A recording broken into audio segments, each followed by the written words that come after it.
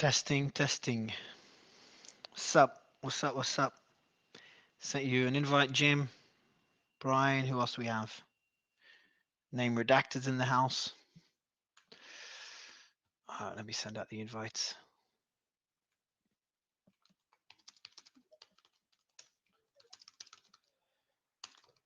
And here we go.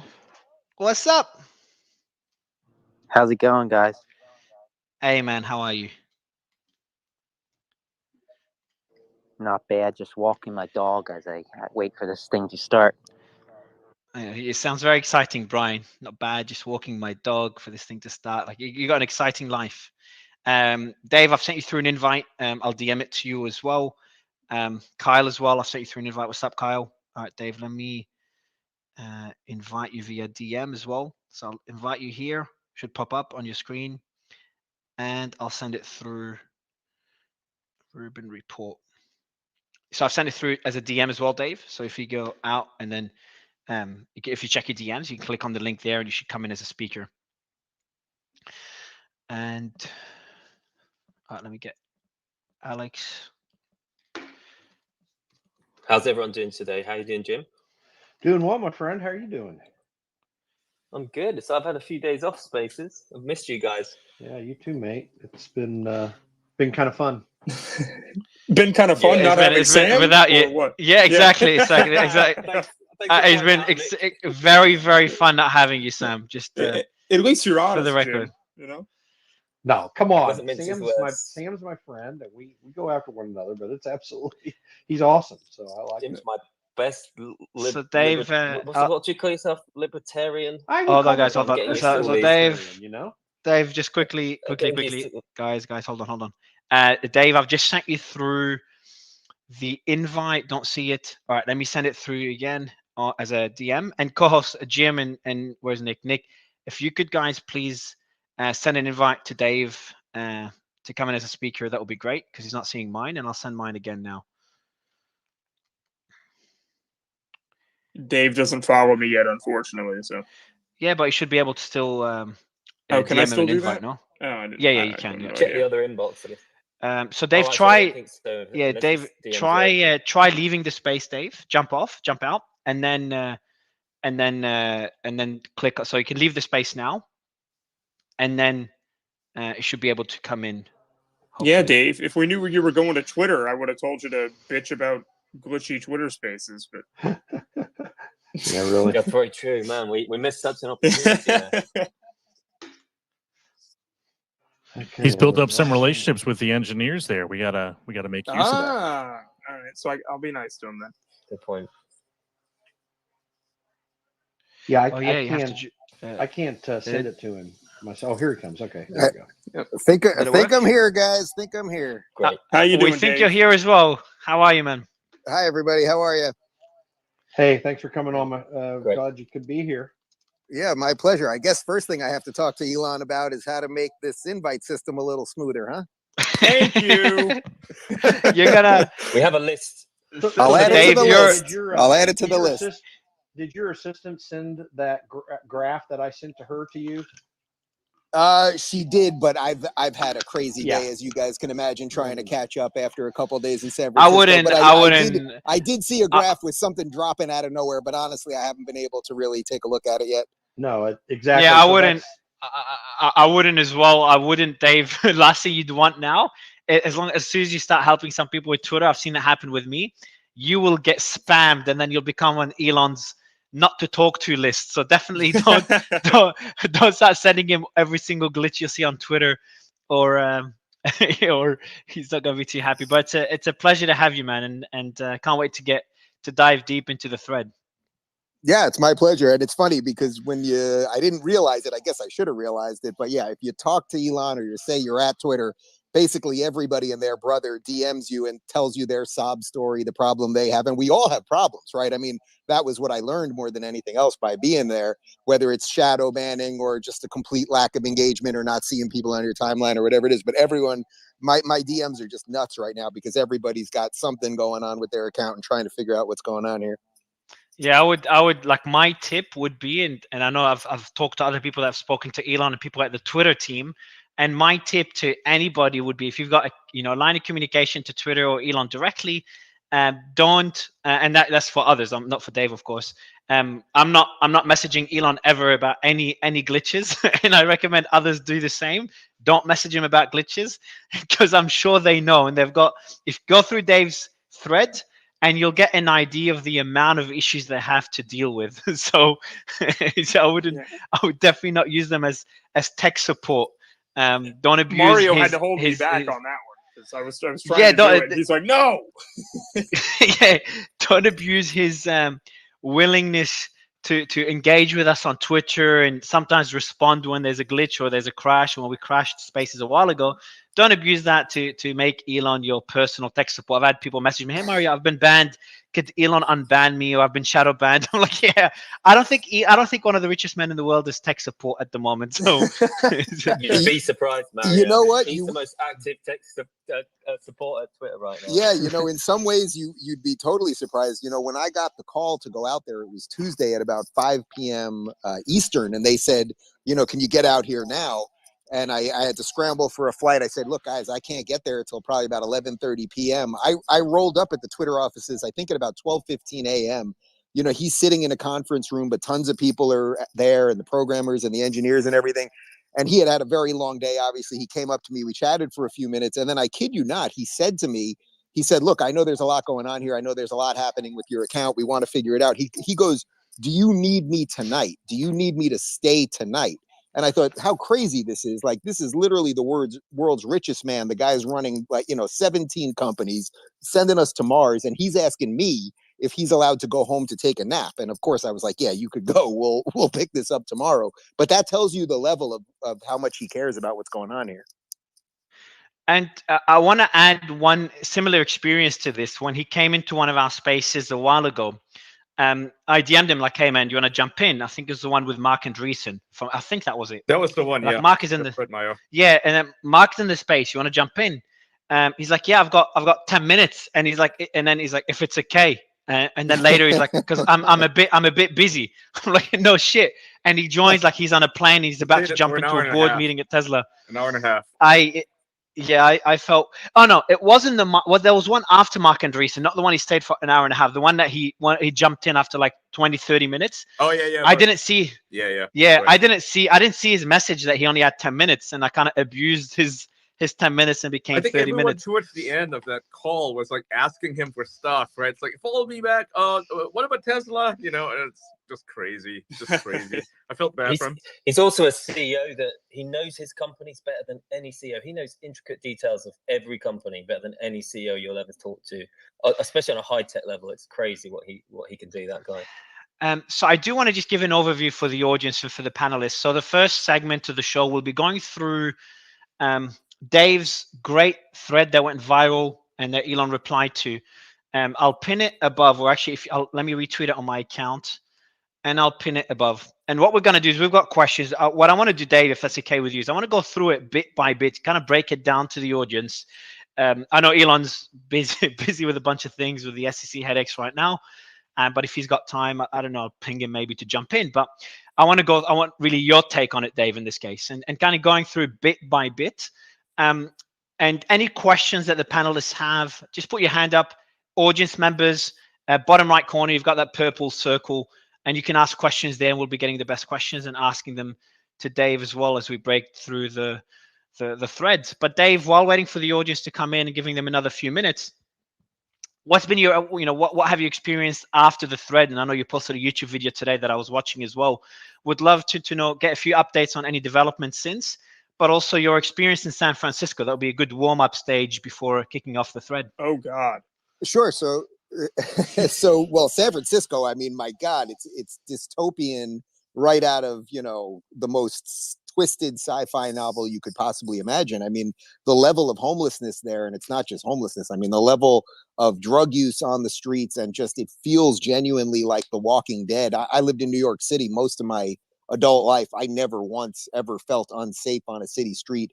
San Francisco is absolutely disgusting. And I think in that thread, I put one of the videos I saw of just, the throngs of homeless people there. That was basically outside of the Twitter offices. So you really got to think about that. You got the world's richest man upstairs trying to fix this gargantuan problem with human communication right now. And quite literally downstairs, you have just abject, it's not poverty, because that's not quite right. Poverty is one thing. You have drug abuse to the highest extent and lawlessness. It really feels like a very, very twisted place, San Francisco right now.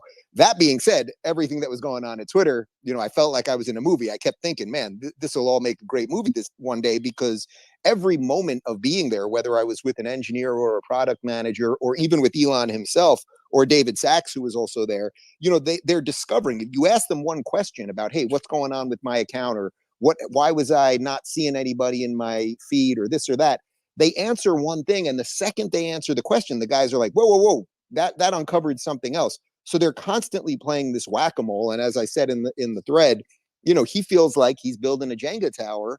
And, with Jenga, you pull out one wrong piece, the whole thing falls apart, which is why he said to me towards the end, he may have to blow up the whole thing and start anew, because it's just so deep and the problems are just so complex. I believe he also called it a flaming dumpster fire, didn't he? He did call it that. Yeah, that was towards the end as we were wrapping up. I said to him, I said, Elon, is there anything here that I can repeat back to my audience? Because I said, you've helped me with understand my account, and your guys are helping me work through some of this stuff, but I think you need some help on the messaging front, because he is acting as the head product manager, and he's acting as the head of PR and the CEO of the company and the COO and the whole thing. And he can do an awful lot more than pretty much all of us, but he can't do everything on his own. So I said, can I send out some kind of Twitter thread about this? And as I said in that first tweet, he said, as long as it's true.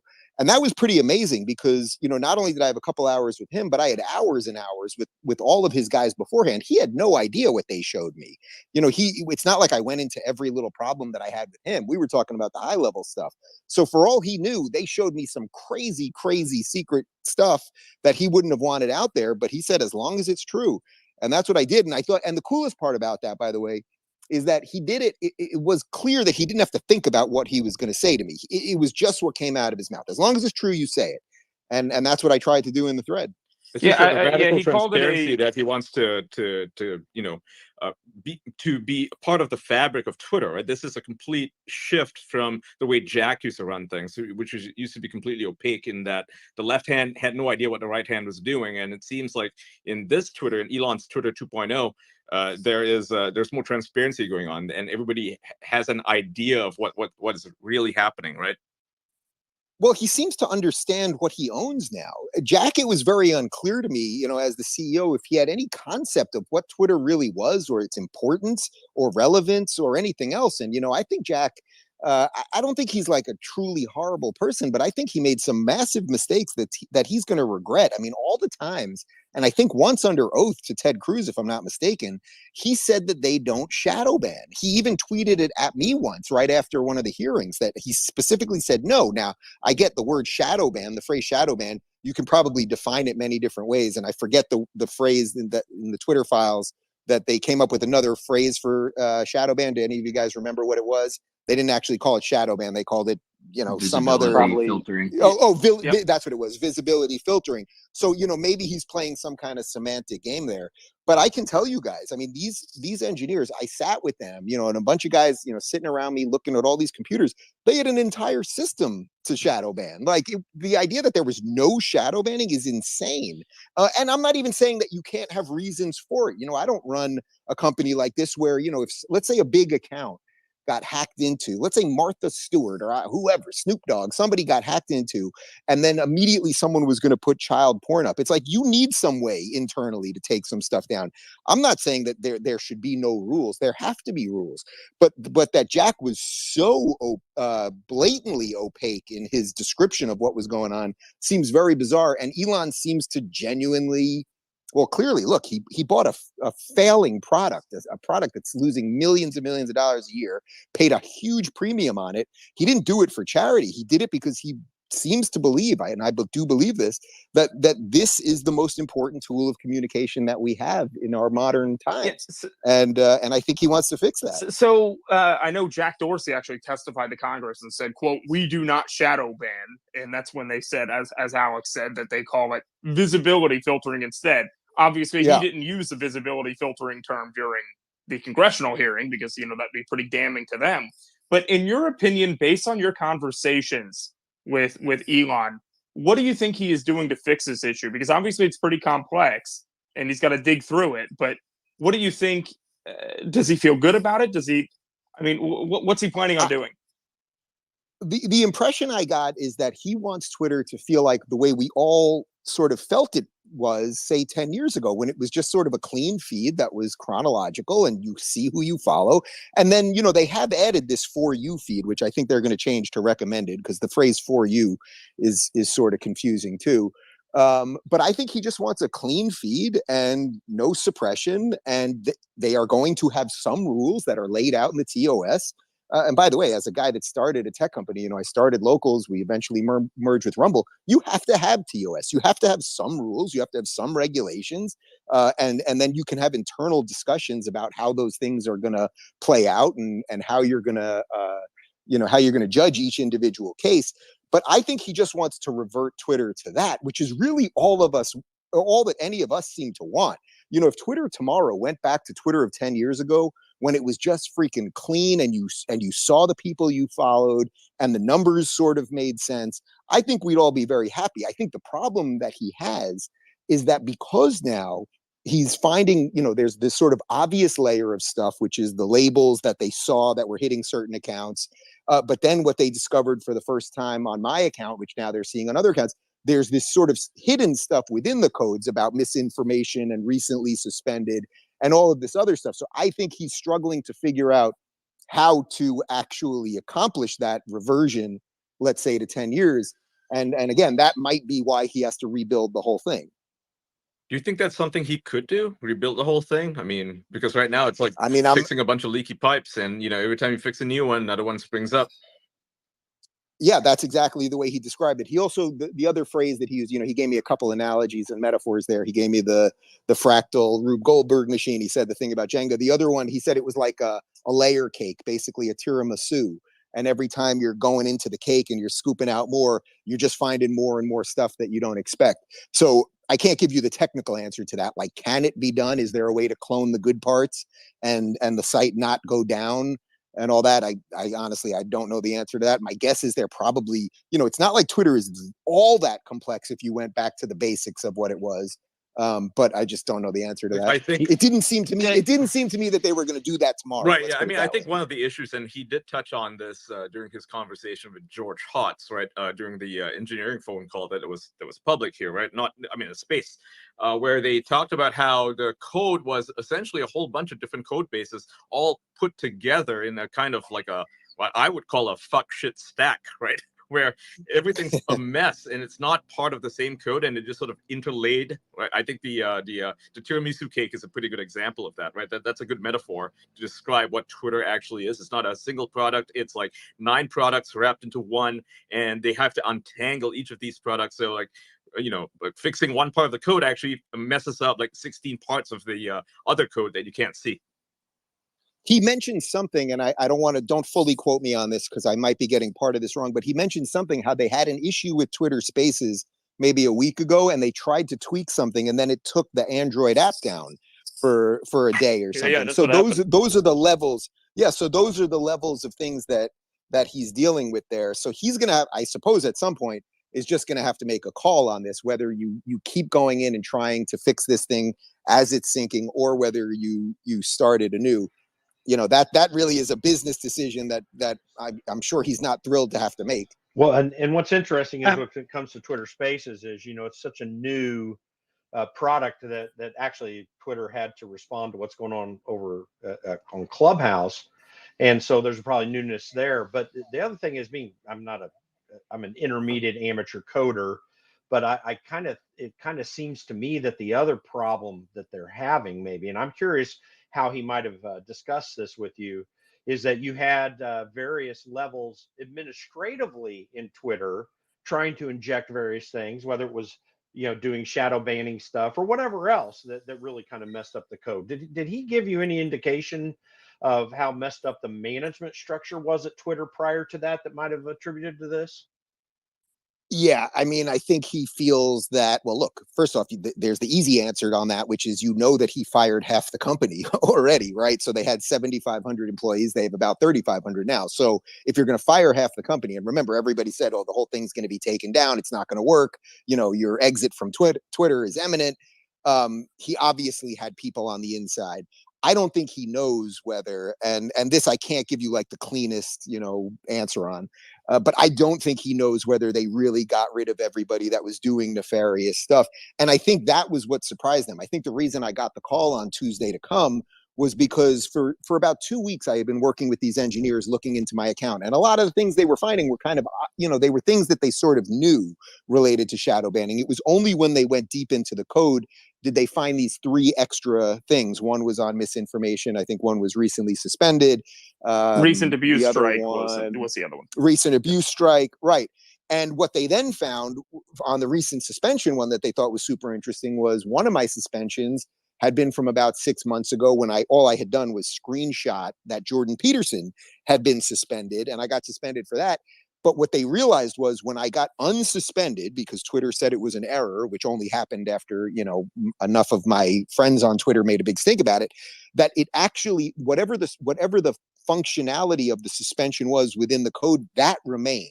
So that really shocked them. That meaning that if you got hit with something, it's one thing to have repercussions, meaning you're banned or your visibility or whatever is diminished, that kind of thing. It's one thing when they can see it. But now when you're being unsuspended for the last 6 months, my account has been hit with some level of censorship. And that's the part that they still don't know. So I think that's what instigated the call, actually, for me to get out there.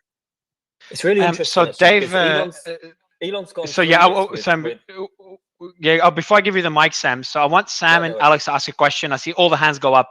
What we're going to do, Dave, is I'll let Sam and Alex just ask a quick question, and then I want to kind of go through a process of your experience from walking into the door, and then your first impression after speaking to the staff, and then your discussion with Elon, and then go through the thread, and then we'll open up the discussion for the panelists to ask questions. But yeah, Sam and Alex, I'll give you 2 final questions before we kick off the story. Be brief. I mean, I just think it's really interesting because Elon's actually gone through this with both Tesla and SpaceX, that he attempted to kind of reverse engineer, old rocket technologies, the Lotus, etc.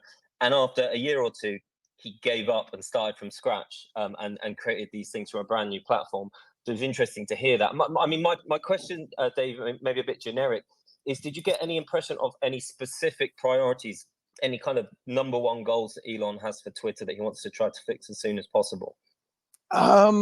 No, not specifically. It was everything. That's why everything that he discussed, it was either the Jenga metaphor or the Rube Goldberg machine or the cake. It was sort of everything. Like he couldn't really, a couple of times he said during the conversation, he's like, my brain's overloading right now. Like it was 1 a.m. and he had been asked 4 jillion questions. And I think, as someone might have referenced earlier, I think he had testified in a lawsuit earlier in the day. The next day was the Tesla quarterly earnings. So the guy was trying to do 4 billion things and then have random people online ask him about shadow banning and trying to fix that. So I didn't get a sense that it was like, oh, there's one thing we got to fix tomorrow. If anything, I think he was looking at it a little bit more like, oh, if we fix one thing tomorrow, we just opened up 10 other problems. Alex, I'll give you the mic just for a final quick question, and then we'll kick off the discussion. Go ahead, Alex. And Alex, you've got a pretty good story as well that relates to this topic. Yeah, and then I was going to say, so I actually just shared a tweet up in the Nest, a similar experience to you. So I was one of the accounts that was locked out when I tweeted a image of Zelensky with the Ukrainian flag before Congress, and I was locked out because it was flagged as non-consensual nudity.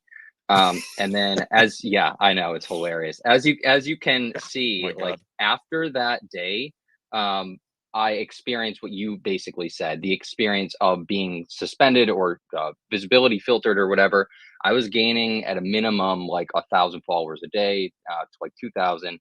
And then right after that, I was either losing followers or gaining like 10 followers. So I just wanted to comment on that other users have seen that. And I had recently seen that. And then also, did they say they were looking into that, or did they end up getting a conclusion on like what those labels actually were. No, they don't have a conclusion on that yet. Like they found the labels on, and it wasn't just my account. Then basically I gave them a list of accounts, and I tried to be as fair as I could in terms of political allegiances and all that stuff. And they started finding things all over the place. And then there were bizarre accounts where you certainly would have thought they would have been hit, and it didn't look like they were hit. But as he said, that doesn't mean they're not hit. It just means that they haven't got to that layer of the cake yet. So that I think is kind of where they're at with everything. It's like, man, you open this Pandora's box and you don't know what's going to come out of this. Thank you, Dave. I think, because I think you fixed my account. So thanks. Well, I do what I can. Thank you. Appreciate it. I just started unplugging machines over there, and it seemed to fix things. So, it's good stuff. Dave, I want to go through the experience, and then we can go through it along with the thread, because the thread is really well written step by step. But I want to get your experience first before digging into Twitter and Elon. The office itself, I think you talked about it in your YouTube video today, how it felt like a deserted office. I'd love to get a better sense of what it feels like inside, along with the sentiment around the employees there, because obviously they've had a bit of a shock this year or end of last year with half of the employees getting sacked. Sure. I do want to say to you guys, just for brevity's sake, I only have about a half hour because I do have something at about 6. So I'll try to be somewhat brief and get to as much as possible. And I'll try to buy a few extra minutes if possible. The office was very weird. You see this place that, we've all seen the videos on TikTok and everywhere else of these Facebook employees going into Meta and the Twitter people going in there, and they got their coffee and their wine and their video games and foosball machines. Like there's all of that stuff, but there's very few people there. Now, granted, I was there, although I was there at some points throughout the workday, I was mostly there with him late night. So you don't expect, thousands of people to be there. But, one of his frustrations has been that they went to remote work and basically no one's showing up to work. So where I spent most of my time there's a main conference room upstairs. That seems to be where he hangs out. He's got security and his assistant there. And then there's a whole bunch of engineers that are coming and going. And he's basically, from what I could tell, he was basically just kind of bringing in people one at a time and trying to solve problems. And, so our meetings kept getting delayed throughout the day because obviously everyone goes in there, and then it's really wild. I mean, he gives everybody as much time as he possibly can. It was kind of shocking. But the office itself, I used the word dystopian before. You see this freaking massive, this huge, kitchen with that looks like, you'd be feeding, as, he was paying a couple $1 million a year to feed these children in essence, and you see just nobody there. And you go downstairs and they've got all these, beer taps and just nobody's there, and things look kind of disorganized. And, they still have some of the woke messaging on the bathrooms about all genders and all that stuff. So there's a lot that needs to be done. That's more of the nitty gritty of how he just needs, I think, somebody to come in and really clean up like the day-to-day stuff. That's sort of separate than all this code stuff. And how was the sentiment among the employees that you've spoken to? He was really good, actually, because I guess the people that have stuck around or that he allowed to stay around, and especially ones that were probably there late night, roughly in his circle, like they love what's going on there. So the two guys that I was spending most of my time with, who were pretty high level guys, they were thrilled to be there. They're relatively new to the company, meaning that they were brought in from somewhere else to help him fix it. I don't know if they would want me to share where they came from. But, they were there literally to solve problems. And, everyone's kind of walking around with a laptop in hand. And, it's kind of funny when you see these guys because they're all staring at their laptop, wandering around. Nobody's looking up. And I would say the general sentiment, like, there was first off, Elon himself, he's funny as hell. He was sharing memes with us. And when we sat down in the first meeting, he was sharing some funny video about coding. Like, he's laughing a lot. Like, he really is having fun. Like, he gets the seriousness of it. But that was sort of one of my main takeaways. Like, this isn't just some like pure businessman who comes in just to crack heads and turn this thing turn it around. It was also like he really does seem to be enjoying life. So I think that kind of permeated at least the 100 or 200 people that were pretty much in the area that I was in. This is in line with Mark Andreessen's chat in which he said, like, the Elon you guys see on Twitter, the Elon you guys see in interviews is the Elon that we see behind the scenes, unfiltered. And I got that same sense from your discussion with him, Dave. Yeah, he was. I'm telling you, he was funny. Like he kept joking about things, and I kept thinking, I was like, oh man, I only have a few minutes with him. Like I didn't know how long he was going to give me, and I really wanted to dive in to some of the issues that obviously everyone listening to this is concerned about. So the more jokey he was, I was like, oh, he's cutting into my time. But then at some point, maybe I don't know, 20 or 30 minutes into the second meeting, I was like, oh, this is what he does. He's really enjoying himself, and then you just have to kind of let it fly. I will tell you that at one moment, maybe an hour in, I said something about just like the general state of politics, and I mentioned this in the Twitter thread. That's when he really like also lit up separately, because then he could shut off his Twitter brain for a minute and just talk about what's going on here culturally. And obviously, for anyone listening to this that knows of me, he's had a very similar political evolution as I have. So we really kind of vibed on that thing, because I think he's realizing that politics has kind of changed massively over the last couple of years, and that's become pretty clear too from his tweets. Another thing you talk about in your thread, and I'll read out the thread very briefly to get a bit more information from this, because most of the questions were based on this. I think part of the thread, this one got the most views. Accounts aren't just hit with labels that are obvious to insiders. They now found more, quote, secret labels which are causing shadow bans. My account was hit with all three: recent abuse strike, recent misinformation strike, and recent suspension strike. And then you talk about the tweets that are labeled not safe for ads, which affects visibility in the timeline. So my question to you then, Sebastian, welcome to the stage. We've got 30 minutes with Dave, and then we're going to open up the panel. But it's always good to have you.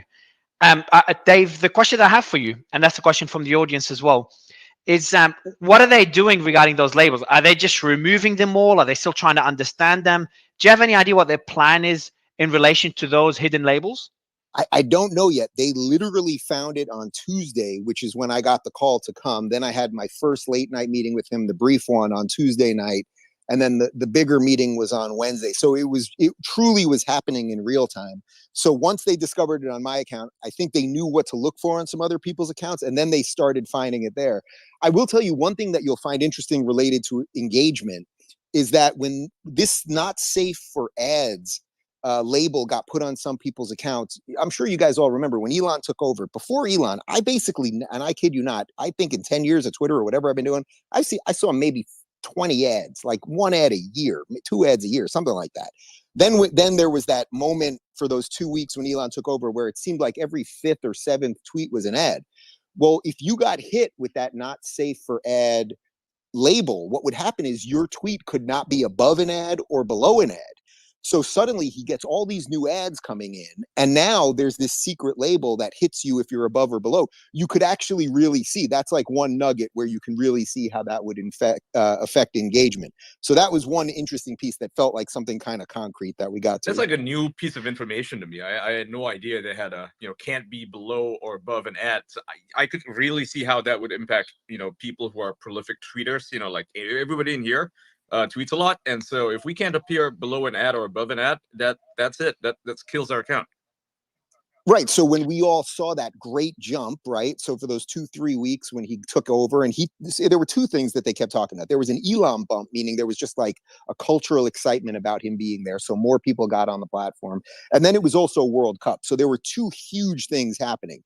So there may have been some kind of cliff after that of just, World Cup was over. There was a little dying down of Elon excitement, that sort of thing. But then when you factor in something like this, and this was just the one that they could come up with at the moment, related to the ads, that there were all these new ads, and now a huge amount of power users were probably hit with this label. That does explain some of it. So that's, it felt like a mystery movie. Like, okay, if we solve this, well, then what else are we going to extrapolate after that?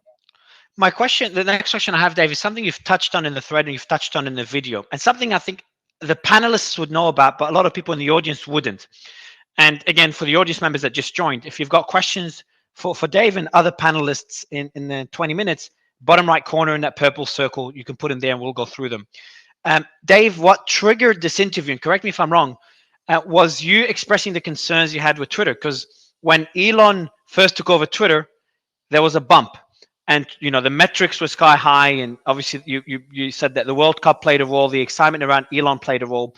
Can you tell us more about those metrics and what you saw prior to Elon, when Elon took over and how the metrics look now? Because I know you did a deep dive into it beforehand.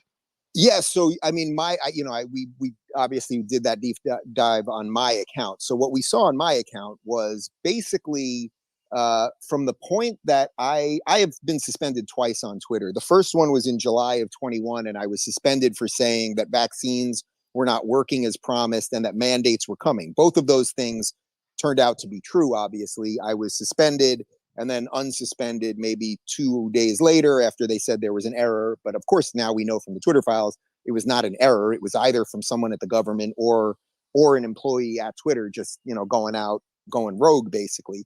That was one suspension. And then I was also suspended, I think it was this past September, for this tweet where all I did was comment on Jordan Peterson's suspension. So after both of those, we immediately noticed major drops in my account in terms of retweets, visibility, and everything else, to the point that in September, I said on my show, and I really meant it at the time, that my goal was to leave Twitter by the end of the year.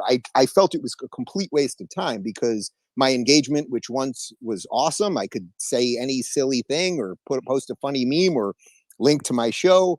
It had become just utterly useless. Thing where I used to get 5,000 retweets on anything, basically, I was down to 20. I wasn't seeing any responses. Just the whole thing kind of fell apart.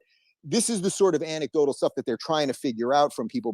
But again, they still haven't been able to put all of those pieces together. That probably is why he's considering the nuclear option on this thing, because I don't know how long you can run a company that you're losing money on while you just keep discovering or uncovering more problems. What do you mean? What do you mean by the nuclear option?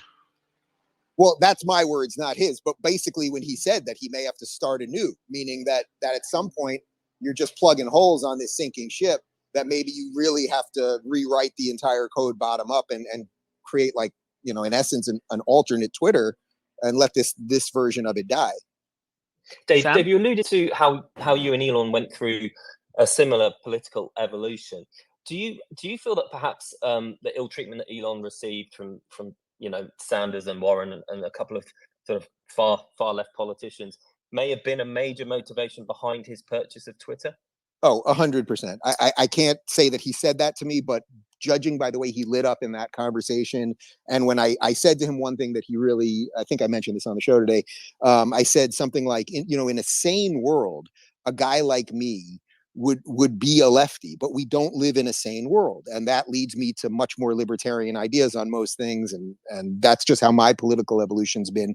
And I'm sure you guys remember when he posted that cartoon talking about how the whole political landscape in the Overton window has shifted. So I do think partly what's going on here is the guy, basically all he has said, and I did not hear anyone, it's so funny that you listen to anything that they talk about Twitter on CNN or read in the New York Times. It's like they make it seem like he hired all these far right people and they just want to spread hate and Nazis and nonsense and all of this stuff.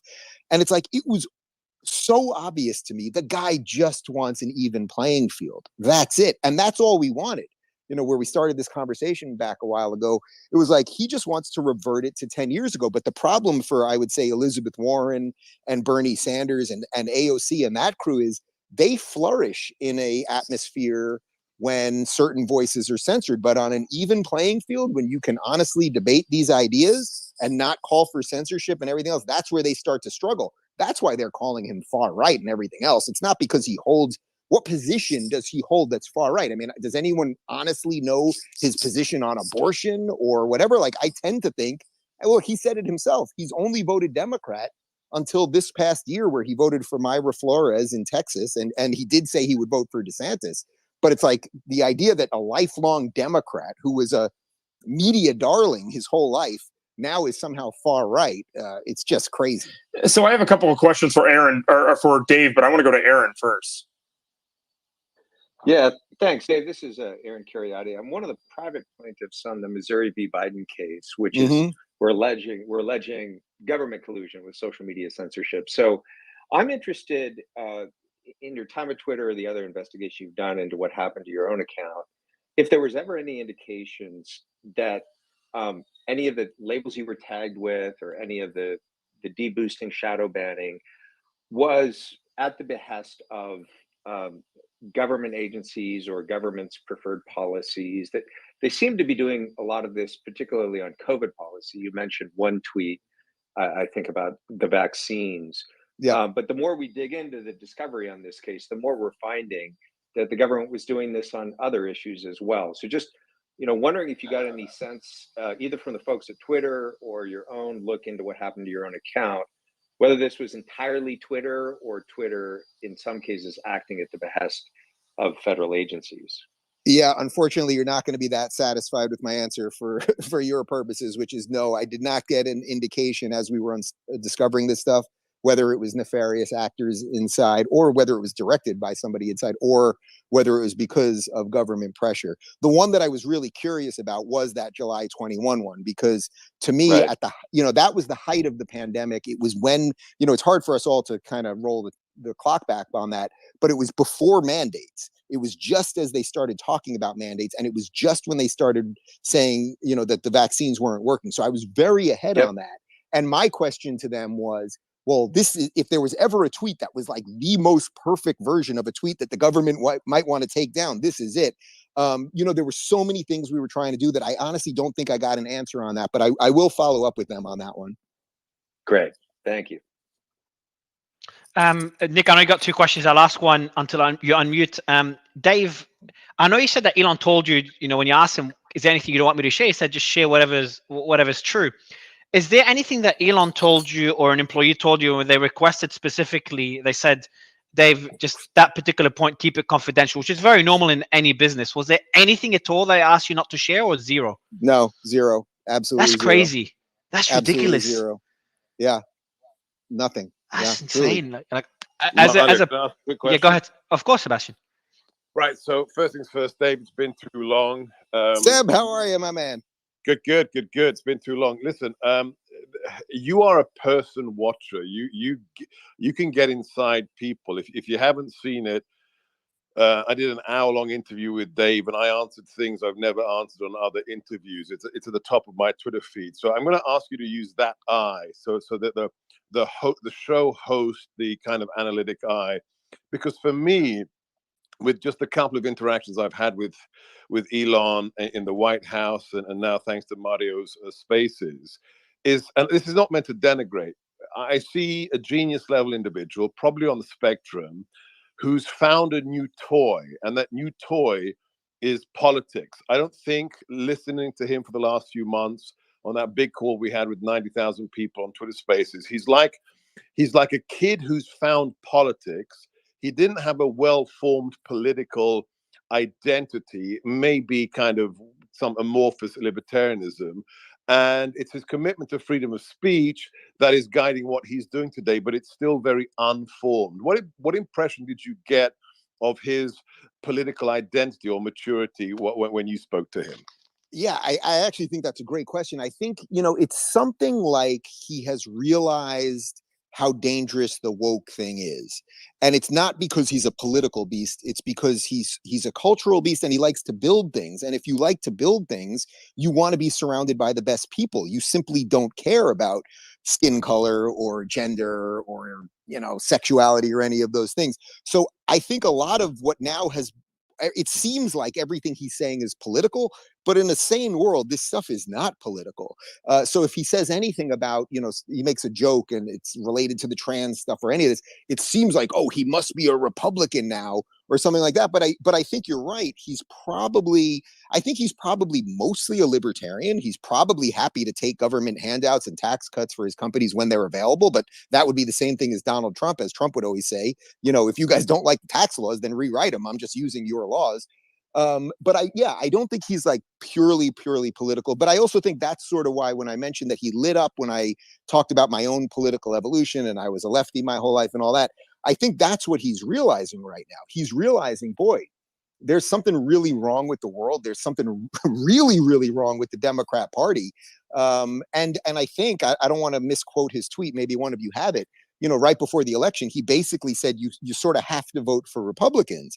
And that's something I've been saying on my show for quite some time. I always say you don't have to be a Republican, but you can't be a Democrat. And I think that that's sort of where he's at with things right now, that he likes America. I think he likes freedom. He likes capitalism. He likes creativity.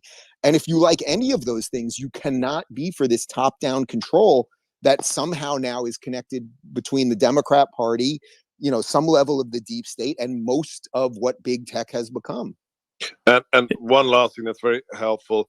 When I got to ask him a question on one of the big spaces, the thing I found worrisome is I asked to see, you know, more of the receipts, you know, more divulging of the government working with Twitter, not just the DNC.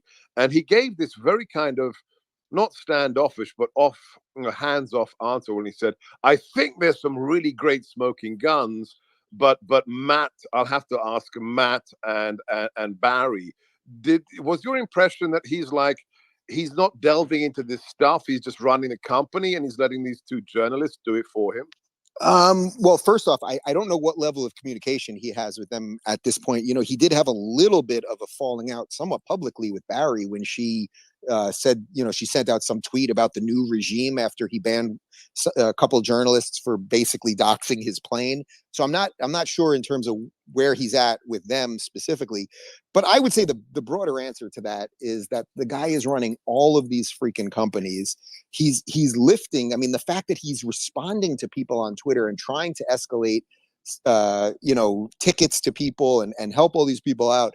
You know, it's some degree of in over your head, but I don't really mean it like that, because I don't think he's in over his head. I think he wants all of this and he's doing the best he can, but he may just not have the answers to all of those things. So that's what I kept thinking the entire time. It's like, if I walk out of here and he says you can't say anything, it's like I would have accepted that too. And if he had said you can't even say you were here, I would have accepted that, because it was like, all right, he was trying to do something. He happened to then say to me, you know, do whatever you want as long as it's true, which is amazing. Yeah. It's a bandwidth issue. Yeah. It might just be a bandwidth issue, truly. Like, you got to remember, think about the other things this guy is trying to accomplish. He's trying to put us on Mars. And now he's also dealing with, you know, that, you know, some yokel is upset about their blue check.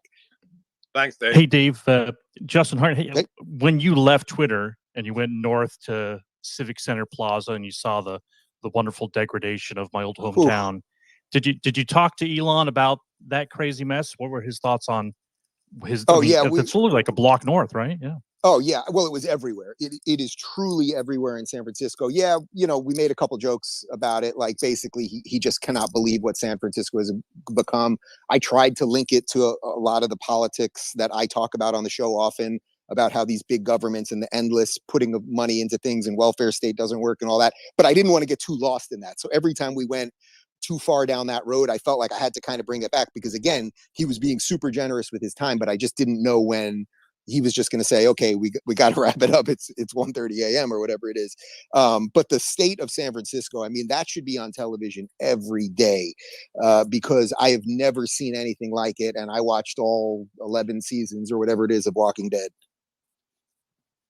Hey, did you get a chance to talk about family too? Well, first of all, thanks for taking the time. I know you're a new father. I'm a father of 8 myself. I know Elon's got me beat, but you have 2 newborns that are at least just under a year old now. Well, thanks for taking the time to come on. You doing okay? And did you guys get a chance to talk about family? I know that's one of his big issues too. Yeah, no, we've got a 5-month and a 3-month here. It's going incredibly well. They're happy and healthy, so that's the most important thing. No, we did not talk about family at all. It didn't come up. I gave him a quick bio on, you know, I'm married, I just had kids, like something like that, but nothing. Then it was just like, let's get into the stuff. Alex, Caroline. Hi. So yeah, just another question again. So I know they've been doing Twitter amnesty, and I just had shared a tweet for Twitter safety. So I know they haven't really cleaned up a lot of the specific policies yet. But in this tweet that I shared, that they say that they're going to be taking less severe actions on tweets that violate terms of service. Instead of permanent suspensions for previous violations, that they're going to be, you know, limiting the reach on things. I was wondering if you got to discuss any potential changes to the Twitter policy as far as, you know, how it's worded. Because I know, like in past, he said that there hasn't been any real change to the policy and policies being enforced as it's been previously written. But this tweet from Twitter Safety from 2 days ago says that they're going to be taking less severe actions. So I was wondering if Yeah, they got into kind of that. Yeah, we didn't get too much into policy because we were so in the nitty-gritty of what they were finding in the code, and that seemed to be really where we should focus. And then, as I said, looking at this list of other accounts, and then figuring out what was going on with my account. But for sure, I and this was discussed with David Sachs as well, like getting some of the messaging cleaned up. That really was what I wanted to do. Like I really was able to accomplish what I wanted to do there, which is that I know that I personally feel better about what's going on at Twitter because I saw it and I relayed that information. And now, that thread went crazy viral. And now it's like a lot of other people. I looked at the responses and a lot of people are just like, okay, now I feel a little bit better. Like, let's see what he can do. And I think that's what he needed. He thinks he's, Superman or Iron Man, whatever it is. And it's like, he's one dude. He's living like a crazy, extraordinary life, but like he does need some help on some of this. So I think the fact that like I was able to go there, see what I saw, report. I'm not even a reporter or a journalist, but say what I saw. I think that gives him a little bit of a leash so that the policies hopefully will follow that as stuff gets cleaned up. I want to go to Caroline and Matthew for the final two questions, and then me, Nick, and Jim and Ian will wrap it up with a few more points. Dave, because I know you have to go, and then we'll open up the panel for our speakers that we have scheduled afterwards to continue the discussion. Caroline, I'll give you the next question. Good to have you. Thanks for having me, Mario. Thanks for being here, Dave. I was curious, based on your visit to Twitter, what would you say the future of Twitter looks like? If you had one like great takeaway for us, what would that be? I think it really can be all of the things that we all wanted it to be. Remember when Twitter was fun and there were the hashtag games and it wasn't all just endless destruction and all of that stuff. But more importantly, I think it can actually be a tool for good. It's like, I think partly what's going on in the world right now is everything is so messed up because we've been reflecting the world back to us through a funhouse mirror. Like when social media was right at the beginning, and maybe by design it could only be right for so long, but when we all got on all these things 20 years ago, you could get some honest level of feedback from people, and you could communicate with people in a new way and connect with people that you lost and all that stuff. And it was awesome. And then unfortunately, whether it was because the government came in and started pushing this stuff, or the woke activists at Twitter, or whatever, or the diversity, equity, inclusion groups at Facebook, whatever it is, came in and they distorted everything. And then we all became kind of crazy. One of the things I say on my show all the time is if you stayed roughly sane in the last couple of years, I give you a lot of credit. Like, you're good in my book, as long as you're not completely insane.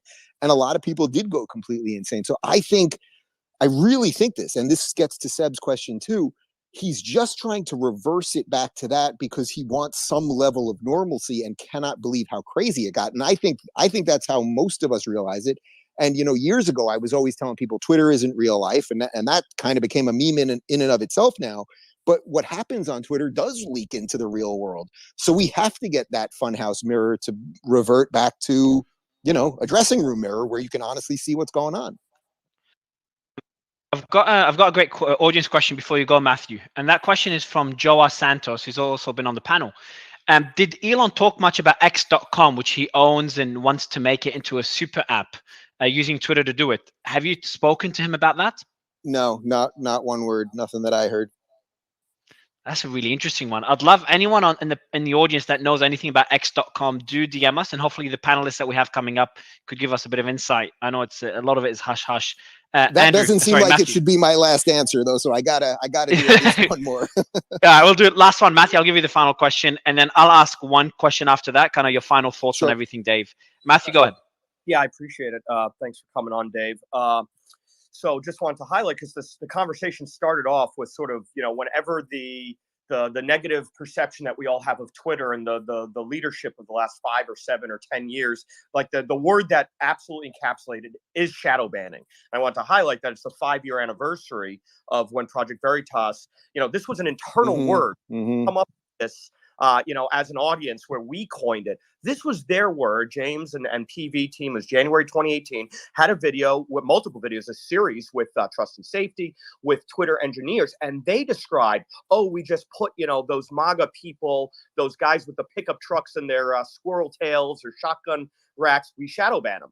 And they even talked about the different gradations of the algorithm, how people appear. And obviously there's a moral issue because they're not sharing that, and they're a public accommodations company. Obviously there's regulation of wedding cake bakers and pizzerias in Indiana. So, I mean, there's certainly some disingenuousness there. They also talked about something that has never really come up again, which is staff would go through celebrities' DMs. Dave, just quickly, Matthew, just let you know, Dave has to jump off in like 3 minutes. I was just going to if my phone may die too, so I'm with you. The discussion of some of these moral issues. Obviously, we don't want to have a Sharia morality police, but I mean, the fact that there weren't controls before, are there going to be a better coded set so employees cannot be malfeasant in the way they abuse information access? Yeah, Dave? Matthew, I'll try to give you a longer answer next time I see you in Miami for drinks. But I think the real answer to that is it was the subtext of everything. He does not want this lack of transparency. He wants an even playing field. So it's not like we sat there like really discussing the philosophical underpinnings of all of that the entire time. But it is clear that's why he bought the thing. He didn't. I really don't think he bought the thing to make money. I think he damn well wants to make it profitable. That's absolutely clear. But he bought the thing because he realizes how dysregulating it's been to society. And, when you're the richest guy in the world, maybe you have an opportunity to leave the world a little better than you got it. So I think that's probably like the short answer to it. Dave, I want to ask you a question. I value your time. Really appreciate you coming on. Well, I'll let you jump off to your meeting. Thank you so much for the thread. If you have final words before jumping off for the audience, please do so, and then we'll kick it off to the panel that we have coming up. Dave, the mic is yours for a final word for the audience. Sure. Well, this has been an absolute blast, and I appreciate you guys inviting me. And it's just such a bizarre world we're in. But this spaces and all of the things that we're all trying to do here. Like, I don't know. Obviously, I don't know that much about everybody that's in this group, but like we could talk about this stuff, and it doesn't matter if we agree politically or anything else. I think if we take the spirit of what this country was founded upon, about individual rights, and then we apply that to what we all want Twitter to be, or what most of us want Twitter to be, which is a place that respects that. And you know what? People might say mean things to you, but we shouldn't be destroying everybody and ruining people's careers and all of this stuff. And especially what we shouldn't be doing is censoring political ideologies to the point that they either go underground, where they're just going to continue spreading, or where you get this distortion back. That's what I'm worried about more than anything else. I keep saying this on my show. It's like, man, if I could just snap my fingers, and I think this is true for most of us, if we could just snap our fingers and go back to 1995, right? It's before all this nonsense, and be warned what is going to happen because of all this. It's awesome. My life has become better than I can possibly imagine because of all this. But it also comes with something very, very dangerous, right? With great power comes great responsibility. And it's like we now have a chance through this guy to maybe reset some of this stuff. I think that's the opportunity here. And I don't mean this as like some sycophant. I'm not a sycophant for people or politicians or athletes or anything. But, good people do put things out in the world. And when they do put something out in the world, I think if you're a good person, you have a responsibility to help them do that. And that's what I'm going to keep trying to do. It sounds like what a lot of you guys are trying to do. And let's just keep going. I'm muted. Dave, really appreciate you coming on. Thanks a lot, man. And you're welcome to jump in anytime in the future. Hopefully you'll get another thread soon. Thanks a lot, Dave. Awesome. Thanks, guys. Take care. Stuff, man. Take care, man. Bye-bye. That was a great discussion. I'd love, because I know we've got a lot of panelists here that can give us a lot more insight into the discussion of censorship. I do want to go to Zach. Zach, you've got a really interesting story. I'm bringing up, okay, a lot of people have dropped. Let me bring a few more people up. Nick even dropped. Let me bring Nick up. But Zach, are you still with us? Okay, did Zach drop as well? No, Zach, you're here. He's here. I'm here. How are you, Zach? What are your thoughts after this discussion, man? I'm great. A few minutes. Yeah, give us. You're a Google whistleblower. It's like a very quick one-word summary of your the insight that you can bring to the panel. Would love your take on the discussion now, your take on Twitter's position now, and what you expect to see in the next few months based on your experience. Okay. So what people mostly don't know is that I was working with Dave Rubin to try to get him uncensored on the inside of YouTube when I was working there.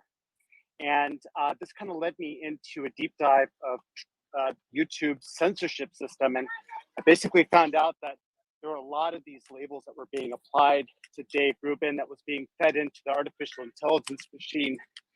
And a lot of the things that he was saying about these labels being applied at Twitter really echoed a lot with what I was experiencing within YouTube. And so it's this sort of this mess of no one knows exactly what's happening, except that there are labels that are being applied. And when those labels are being applied, that's fed into this censorship engine, which just is determining what we can see and what we can't. And I've got to catch a plane right now. I'm actually No, I appreciate you, Zach. Would love you in the future. Yeah, no worries, man. And that kind of gives me, that's the next point I want to bring up, Ian, is that the same censorship we're seeing on Twitter now, and that's being uncovered, the same thing we saw with Twitter files. Twitter files, as name redacted, brought to our attention earlier. Twitter files, the Twitter hiring, ex FBI employees that influenced a lot of decisions within Twitter. The same thing's happening on other social media platforms. And Mark Andreessen kind of implied that slightly. Yeah, it depends. I think it depends on different social media platforms. But Meta, for example, does look like they're doing it on a bigger degree. Right. I think Google, this is something that's been approached in Congress itself, where they testified. You have, I forget exactly when, it might be 2017 or 2018, when a algorithm expert testified before Congress and explained how Google is suppressing any sort of conservative search results from being shown in the news. That was Robert Epstein, I believe, who did that. Yeah. Thank you. Yep. By the way, Nate, I'd love you on stage as well. I've just sent you through an invite. But if anyone hasn't read the thread, and I know I've got a lot of panelists, I'll give them the mic. I don't want to hog the mic for too long.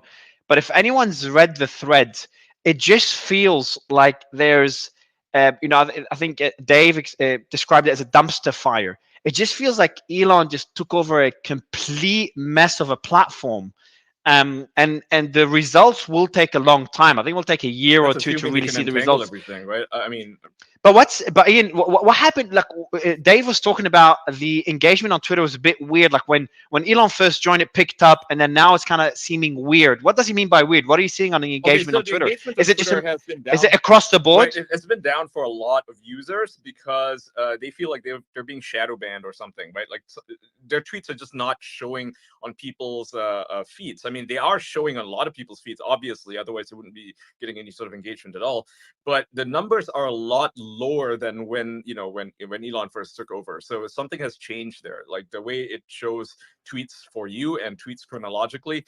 Before, it would automatically lock to whatever it is you saved it to, and now it's not doing that. So a lot of the numbers are obviously down, and Elon has to work on that. He did promise that in February, which is just a few days from now, they will be changing it so that people can save the setting from the For You, which is a recommended feed. Obviously the name needs to be changed to the chronological timeline, so that way they can actually see the latest tweets without having to change the setting manually every single time they log into Twitter. So that is one solution. The other solution, the other problem is that, like, why aren't people's tweets showing up at all? Like, there are people on my timeline that I've been following for ages, and I don't see their tweets at all, right? It's only after I reply to them once or twice that it starts filling up my timeline, and that is something that they really do need to address, because it is severely impacting users who, I would say, not low follower users, so people with less than 5,000 followers probably aren't experiencing this,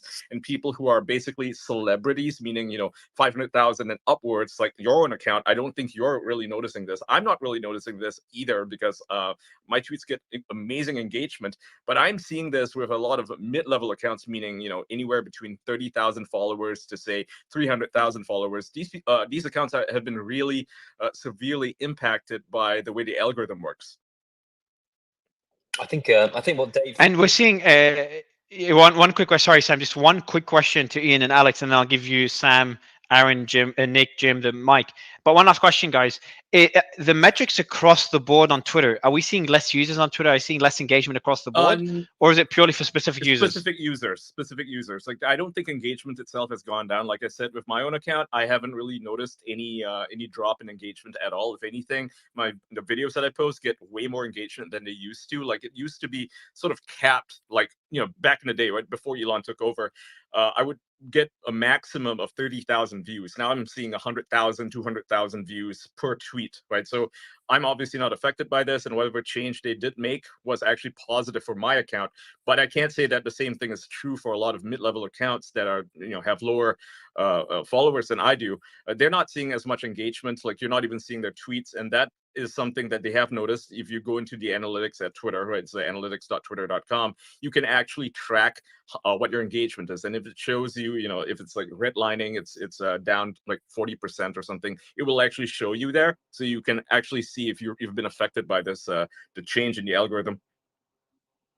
Yeah, you know, I used to have huge engagement when I was on the radio back from 2007 up to 2010, 2006 to 2010. I would get massive engagement on Twitter. I went to Congress and I shut it down. But when I left Congress and I was engaging on Twitter, it was nothing. And then even before I started doing Twitter Spaces a little bit, I was getting just immediate massive engagement. So there have been changes, but I see so many people complaining. And they also said that For You section was causing problems for people. I'm not so convinced that that's the problem with it. I think it is just some of these Frankenstein remaining dead flesh things that he's dealing with. I was definitely affected by the dead flesh thing that you just spoke of. You know, sorry to interrupt, Sam. Yeah, like I was locked out of, I wouldn't say locked out of my account, but rather locked out of certain features on my account. Like, normally, if you want to buy advertisements, you can, right? I mean, you just go to ads.twitter.com and then you apply it to your account. When I was affected by this, I could not even buy ads because it would not automatically populate the account space, right, where it says which accounts do you want this ad to be applicable to. It would not find my account. Like, you couldn't even search for me in the search bar. Like, you had to be following me in order to see my name even populate there. And for a while, you know, sometimes it would show up, sometimes it wouldn't. For the most part, it wouldn't. And I wasn't even able to, let's say I'm using a business account or somebody else's account, right? I'm logged in there and I want to share a piece of media using the Creative Center or like the Media Center. I could not even share any tweet or image with my own @StillGray account. Like, it just wasn't populating. It would show you a number of parody accounts that people have made of me over the years, right? and those would populate just fine, but my own account would not even be visible. So I was like, effectively, you know, I was visibility filtered, so to speak. We had a couple. So we'll go quickly. If you, Justin, you just dropped out. I'm not sure if you're speaking. I'll go to Alex, Sam, and Justin. Yeah, so I just wanted to touch on something that Ian had mentioned. So a lot of accounts that are higher engagement weren't noticing a drop off when they introduced the For You feature.